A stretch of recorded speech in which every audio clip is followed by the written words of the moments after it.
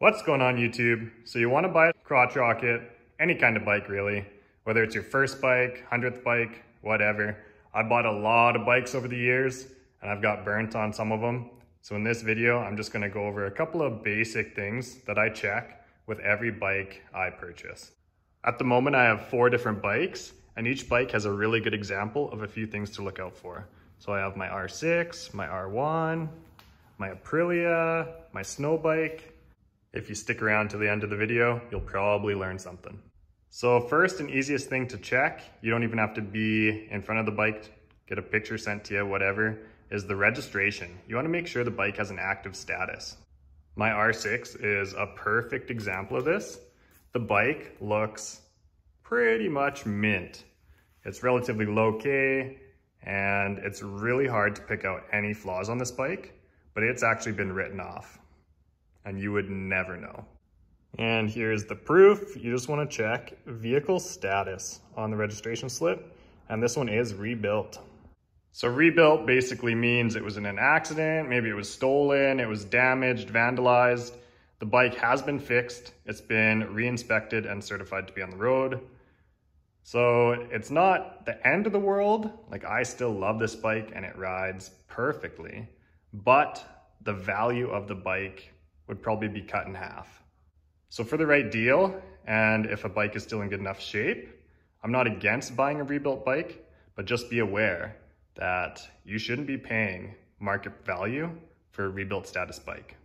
A good price for a rebuilt status bike would be half of what market value is, in my opinion.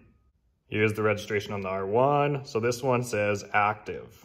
That's ideally what you're looking for. This bike's never been written off in any accidents, never been claimed anyways. Now, it's always still possible that these bikes can get damaged or crashed, stunted, you know, people do ride them pretty hard, and owners can fix them at home and they won't have a rebuilt status. So that brings me to my next step, checking some common areas for damage or any signs that the bike's been laid over or in an accident. So again, going to use the R6 as a perfect example for this. This bike has not been laid down, but it was actually side-swiped.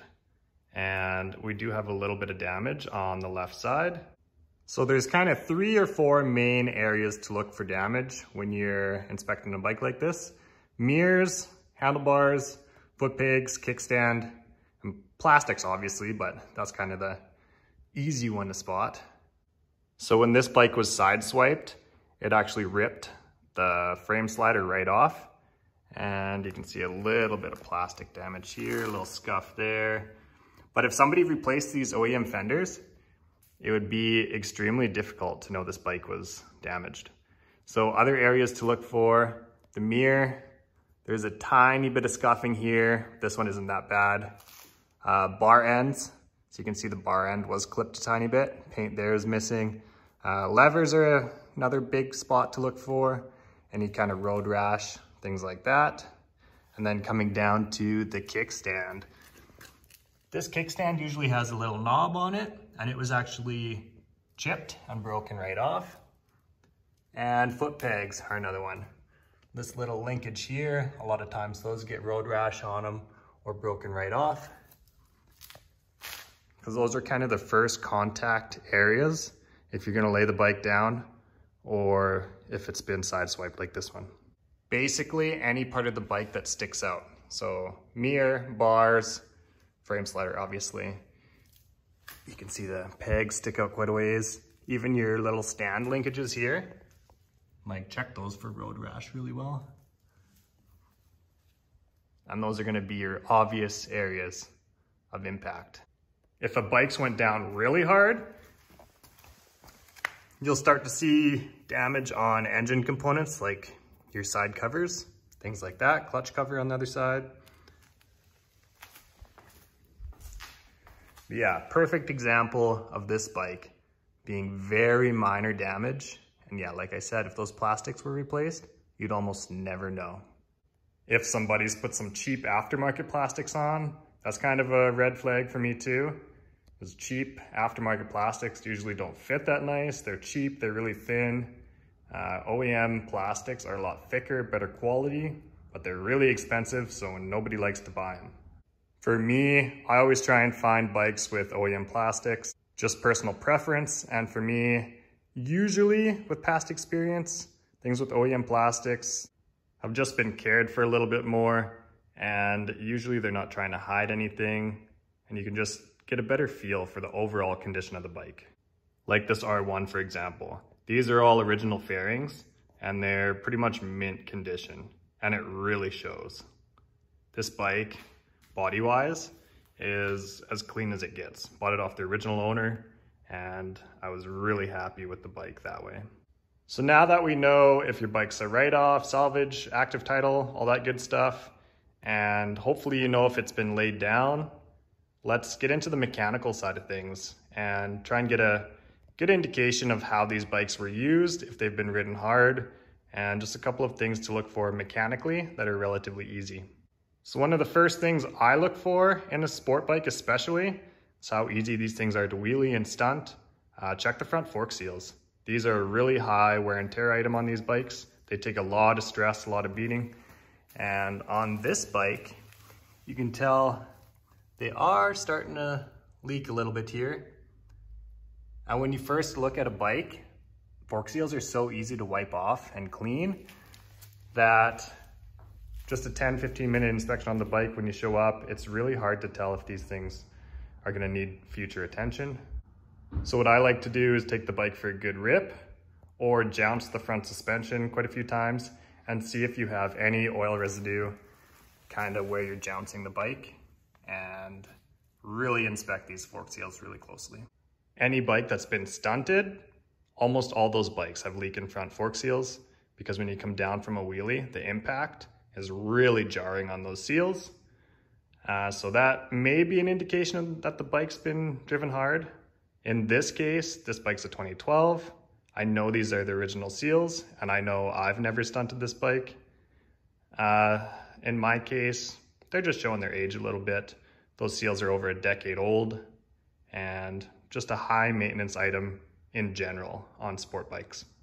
So say you look at a sport bike, front fork seals are leaking, you're trying to get a good indication if the bike's been stunted, check out the front tire. You really want to inspect these tires for wear. This tire, it's relatively even wear. A little bit of cupping on the sides is somewhat normal for these tires. But if you have any really big humps or uneven wear patterns on this front tire and leaking fork seals, that could be an indication that the bike was ridden hard, wheelied. A lot of times when these bikes are wheelied, you kind of bring the front tire up at a slow speed, and when you bring it back down, you're going a lot faster. So that just causes accelerated wear on these front tires, and a lot of times just some goofy wear patterns. So this one you can kind of see. It's old, it's starting to dry crack here a little bit, and that's relatively normal for just a tire of this age. Tires are extremely high wear items on these bikes as well. The rubber is so soft that if you see a tire like this, basically just make sure it's in your budget to service these tires every season or every couple of years, depending on how much riding you do. A brand new tire only lasts roughly 5,000 kilometers on these things, and that's with no burnouts, no nothing, kind of perfect wear. The rear tires wear out a lot faster because they're taking a lot of the torque and load from the bike. So 5,000 kilometers out of a rear tire, that's normal. And you can usually get 2 front tires for every rear tire that you burn through. So 10,000 kilometers out of a front tire, that's doable as well. As you can see, this rear tire has been recently replaced. And as new as this rear tire is, it's gonna wear out pretty much the same time as that front tire, believe it or not. And one other thing to look for on these rear tires, you really want to inspect this dome for any flat spots in the center. I remember my first bike, it had a pretty good flat spot in the center, and the previous owner is like, yeah, you just need to hit some more corners, that'll even out. And the tire's still plenty of life. And that's just not the case for these tires. As soon as they start to get a flat spot, you're on borrowed time. You're gonna need a tire relatively soon. That tire that I bought, it was showing belt in less than 1,000 kilometers once it starts to flat spot. Here's a really common example of what that flat spot looks like. So even though you have a ton of tread left on the side of the tire, that center section wears very quickly, and it'll wear to the point where you see belt, like this picture, relatively fast. While you're at the back of the tire here, check these plastic trim pieces. If people do lots of burnouts and crap, there'll be debris on the inside of this, little rubber shrapnel, or sometimes a belt starts to come out of the tire, it'll chew into this plastic piece, and this will be a really good indication if the previous owner did lots of burnouts or was abusing the bike at all. Another good indication that the bike's been run hard, if you're looking at the tires and it's starting to pill a little bit like this, that's usually from running a bike on the track. I just had the bike on the track here this weekend, and the tracks really tear these tires up quick. So the top doesn't look like that anymore because I drove highway to get home. But yeah, check to make sure the bike tire doesn't look like this texture. The more texture like this you see, the harder the bike was run and the more wheel slip it's had at the track. The next really easy thing to check is your engine oil. You want your engine oil to be clean. You don't want it to be excessively black. If somebody takes good care of their bike, it'll show. So this engine oil is a perfect example. I take perfect care of this bike. Really good maintenance on it. See how nice and golden that oil color is? Believe it or not, that oil has 1,000 kilometers on it or more, and it's still nice and golden brown. In this bike, I'm running AMSOIL 1040 full synthetic. So when you're using a high quality oil, it actually takes it quite a long time to break down and start showing black in color. This bike's had, like I said, over 1,000 kilometers on it. Good track day, some racing, high RPM launching, and that oil still looks brand new. Let's take a closer look at this GSXR 1000 snow bike, and you'll see what I mean. The owner said he just changed the oil in this before I bought it. I've only rode this bike once, and the oil is jet black already. So I know that it simply wasn't true. This oil is not new in this bike. And if the owner's lying about something simple like that, just take note of it and make a judgment call for yourself. I always like to judge the owner just as much as I judge the bike. If you can't trust the owner, it might not be a bike you want to pursue. While you're at the owner's house, take a quick look at his truck, his car, whatever he uses to daily drive. If that's in really good shape, chances are his bike's in really good shape too. I remember the owner of this R1, he had kind of a matching GMC all blacked out, and it was mint. So that gave me a really good feeling about the bike as a whole, and it gave me a feeling that the owner took care of his stuff. So that's ideally what you're looking for. So here's the sight glass on the snow bike. Probably hard to see, but it's jet black. That oil is definitely really old. All right, so now you've checked the common things like fork seals, tires, engine oil, some really basic stuff there. Check your chain and sprockets. That's the next really high wear and tear item, and that's an item that most people neglect. So this is an aluminum sprocket off my dirt bike. Really good example of bad tooth wear.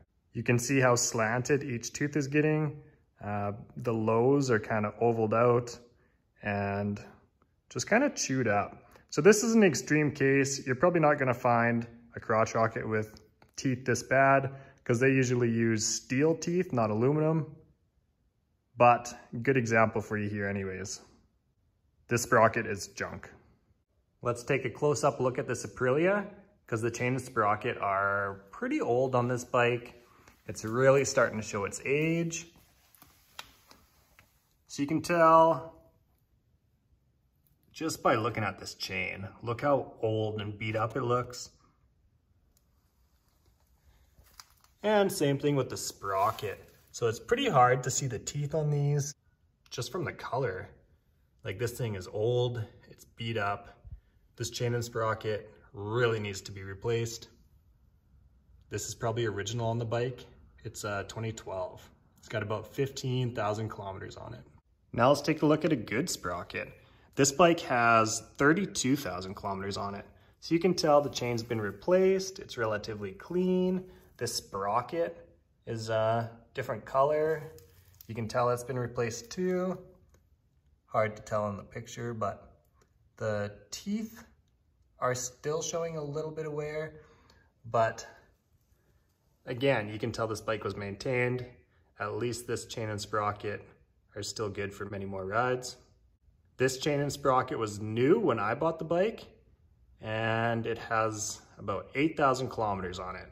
So just to give you a timeline on what they look like with 8,000 kilometers.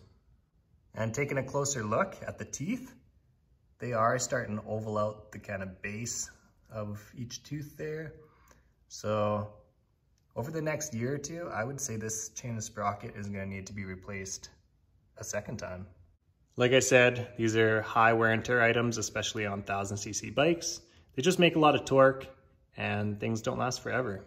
This is the original chain and sprocket off my 2009 R6. So you can see the teeth, they really don't chew the sprocket up as much, just because these 600s don't make the torque that a liter bike has.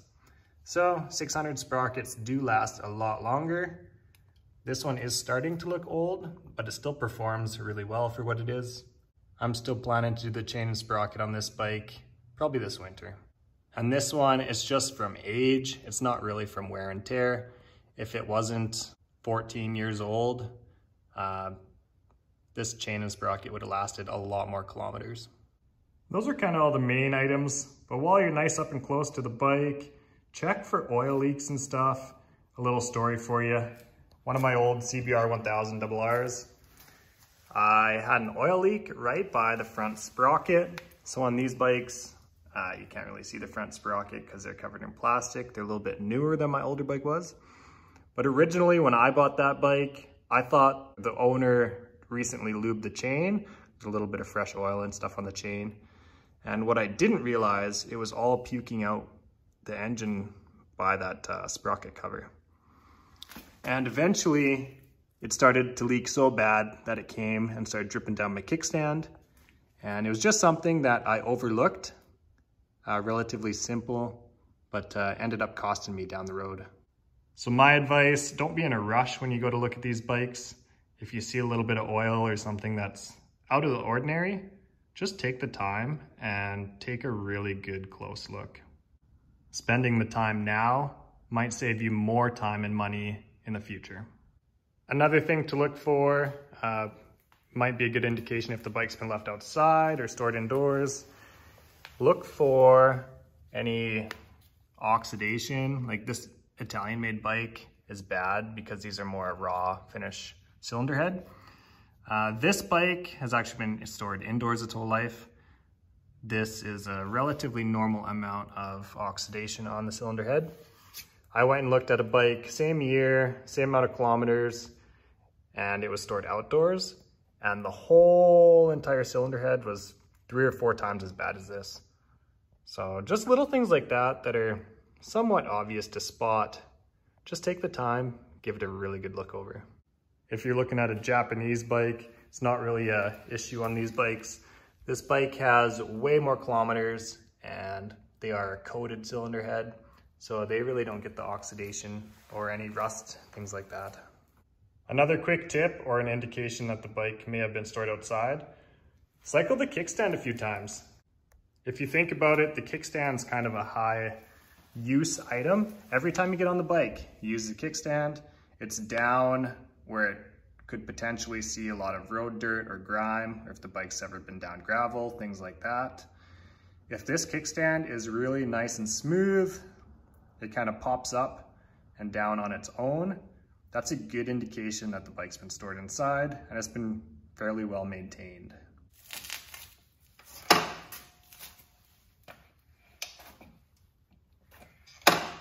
That's a perfect kickstand. Super smooth. So perfect example for you right there. This bike's always been garage kept and very well maintained. I think that pretty much wraps up all the common stuff that I look for. One other thing that's easy to check would be brakes, but it's not really a common issue with these sport bikes. Brakes usually last a long time. So it is relatively easy just to get in there, kind of check the pad life. And it might look like the pads are almost worn out, but honestly, these pads are pretty skinny right from new. I've never had to replace brakes on any of my bikes, and I've had some bikes with 30, 40,000 K on them. They might have been original brakes still. So just something to look for. If you see any crazy discoloring on the rotor, that would be a sign it's been run hard, but a little bit of spotting and stuff like this, that's just normal wear and tear. These brakes are pretty tough, and you shouldn't really have to touch them. And one of the last things that I do, just because of today's day and age, it's so easy, do a quick Google search and see if there's any common issues with that year of bike you're looking at, and just some more detailed things to see and think about with that specific bike. Quick example of that would have been when I purchased this R1. These cross-plane engines are notoriously hard to start, and they're really common for starters, batteries, pretty much everything starter related. And when I went and looked at the bike, he already had it warmed up. That should have been a little bit of a red flag for me, but I was so excited, I just overlooked it at the time. Right after I purchased this bike, the very next morning it wouldn't start. So I ended up having to do a battery, starter relay, the starter itself. Basically, everything starter related on this bike was in need of attention. And I overlooked it because I was just so excited. So don't let your emotions get in the way of a purchase. And it's always nice to see a bike that's been sitting overnight, nice and cold. That initial cold start up, if it struggles, that could be some signs of underlying issues. And do a hot start too. Like, take it for a bit of a ride and start it a couple times after it's hot. If it struggles hot, it could have issues as well. And sometimes when you start a bike cold, it'll make noise that it typically wouldn't when warm. Perfect example of this is the timing chain tensioners on these R1s. When they start to fail, you'll only notice it cold. So try and get a cold start on these bikes if you can. So none of these things are really bad enough to keep me from buying a bike. They're more bargaining chips. If you see something that needs a little bit of work, almost every bike out there, even if it needs work, would be a good deal for the right price. You just got to find that price that makes sense to you. And hopefully this video helps you get to that price faster, more efficiently, and less headache. So if you learned something, smash the like button. If you have anything you'd like to add or things that you look for in a bike when you're buying one, drop a comment below and help the biking community. I like hearing from you guys, and I'm sure other people would love to hear things that you look out for before you purchase something. But that wraps up this video. Thanks for watching, guys, and we'll catch you in the next one. Cheers.